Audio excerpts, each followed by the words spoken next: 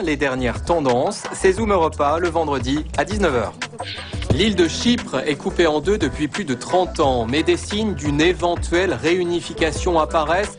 Grecs et Turcs recherchent ensemble les traces de personnes disparues. Quel avenir pour Chypre? C'est le dossier de Zoom Europa. Zoom Europa, c'est ce soir à 19 h sur Arte. Demain, dans Arte Reportage, demain soir, un périple soviétique. Nous retracerons le parcours de deux journalistes français, célèbres pour avoir traversé l'URSS dans les années 50 pendant 3 mois. Retour sur les lieux de leurs exploits en Biélorussie, en Russie et en Ukraine. Au gré des rencontres, nous verrons comment ces pays et leurs populations ont évolué. Un reportage à ne pas manquer demain soir à partir de 19 h sur Arte.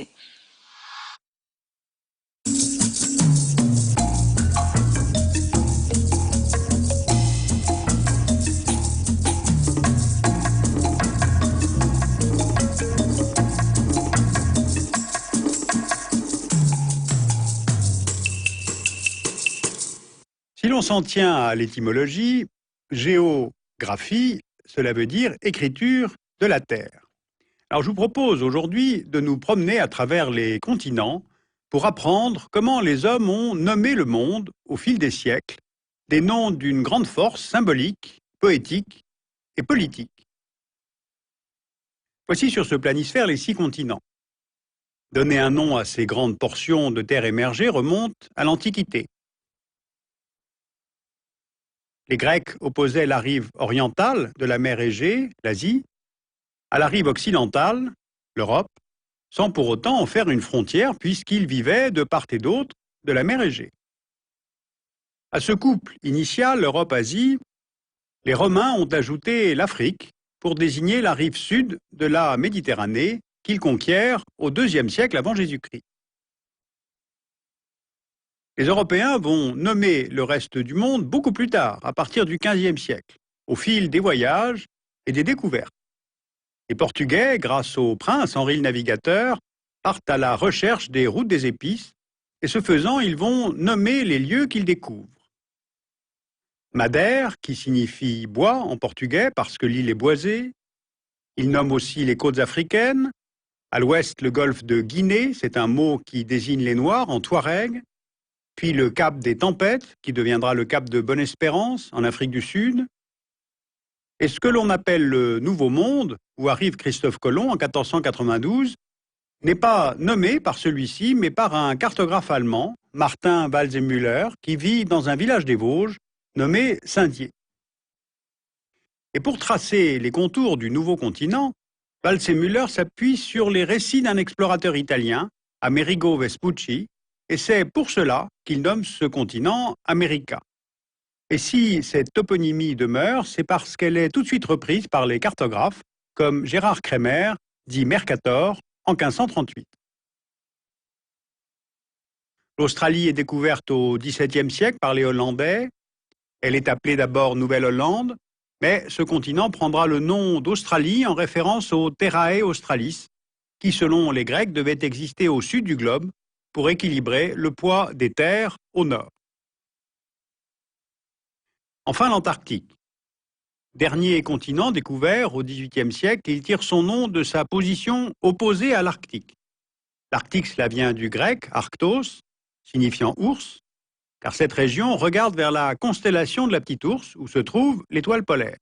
Et Antarctique, c'est donc la région située à l'opposé de l'Arctique. Le baptême des océans est également lié aux grandes découvertes. L'océan devient Indien après l'ouverture de la route des Indes par les navigateurs portugais.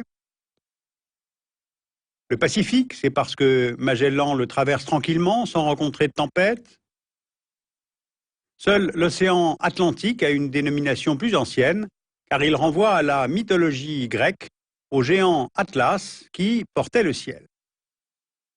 Maintenant, arrêtons-nous un instant sur les terres de l'intérieur du Nouveau Monde.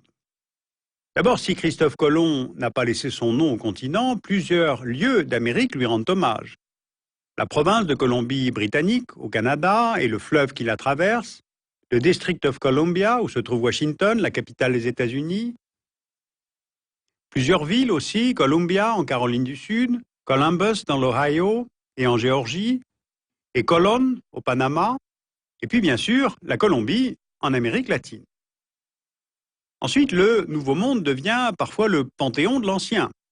Ces villes prennent le nom de saints comme San Francisco ou Saint-Louis aux États-Unis, Saint-Domingue dans les Antilles, Santiago au Chili, Sao Paulo au Brésil, et puis l'Amazonie est nommée ainsi par les Espagnols, car les tribus qui vivent dans cette forêt leur évoquaient les Amazones de l'Antiquité.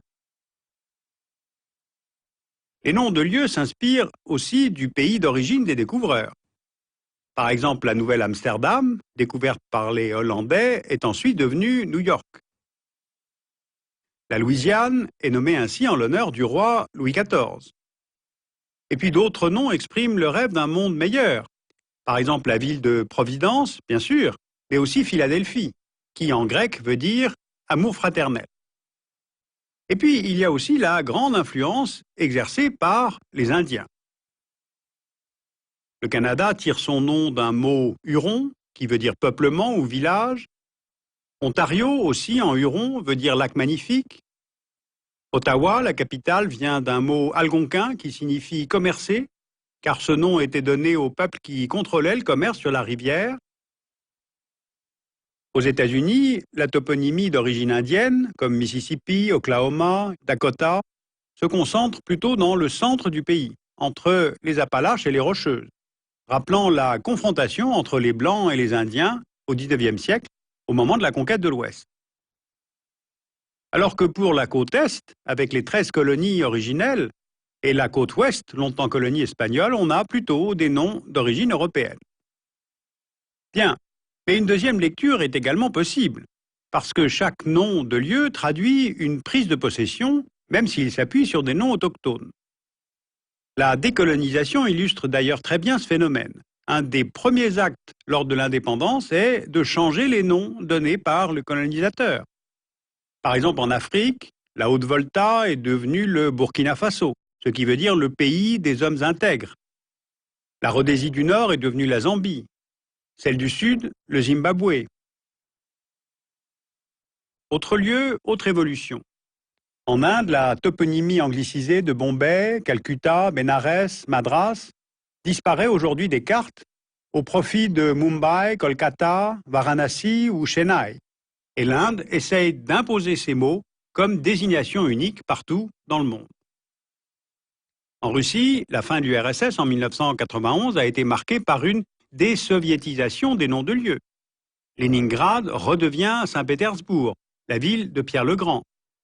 Mais en revanche, Kaliningrad ne reprend pas son nom de Königsberg, ville annexée en 1945 aux dépens de l'Allemagne par l'URSS, parce que Moscou redoute des revendications territoriales de la part de l'Allemagne. Alors ces noms de lieux peuvent être quelquefois source de litiges diplomatiques. Par exemple, l'appellation mer du Japon, qui est située entre le Japon et les deux Corées, a été officiellement reconnue par l'Organisation hydrographique internationale en 1928. Or, cette appellation est contestée par les Coréens qui estiment n'avoir pas été consultés puisque leur pays, à l'époque, était une colonie japonaise. Ils veulent le nom de mer de l'Est, estimant que celui de mer du Japon rappelle l'occupation japonaise. En 1992, la Corée du Sud a porté sa revendication auprès de l'organe des Nations Unies, chargé de la standardisation internationale des noms géographiques, et plusieurs lobbies coréens mènent une campagne via Internet contre les personnes ou les cartes qui mentionnent la mer du Japon à la place de mer de l'Est. D'ailleurs, en 2005, ils ont réussi à convaincre Google Earth d'ajouter mer de l'Est. Le deuxième exemple que l'on peut prendre, c'est bien sûr le golfe Persique. Cette appellation remonte à l'Antiquité, mais elle est contestée depuis les années 70 par les États arabes de la région, avec à leur tête l'Arabie saoudite, qui le désigne comme golfe arabique.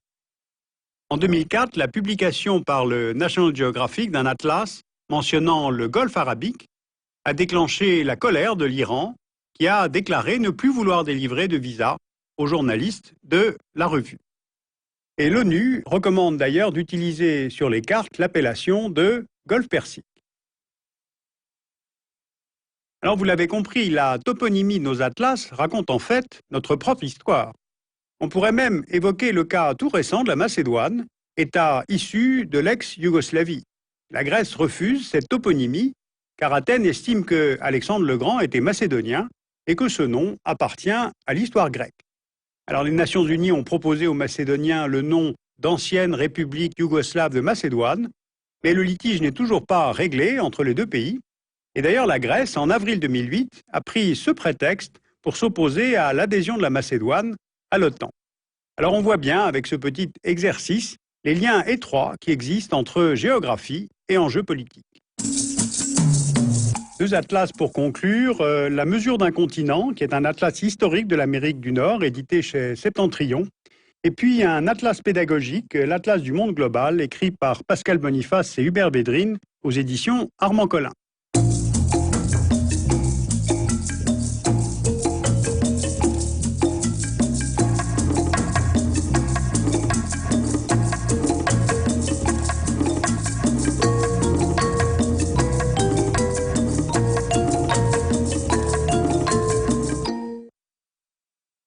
Dans un instant. À suivre, Danse, avec 2 pièces de la compagnie anglaise Henry Ogwiki sur quatuor à cordes et percussions japonaises. Vénus et Apollon, bonjour. Bonjour, vous êtes très jolie. Vous ressemblez à une sèche avec son encre sur la tête. Merci. Vous êtes venu pour un soin particulier? Mais vous ne faites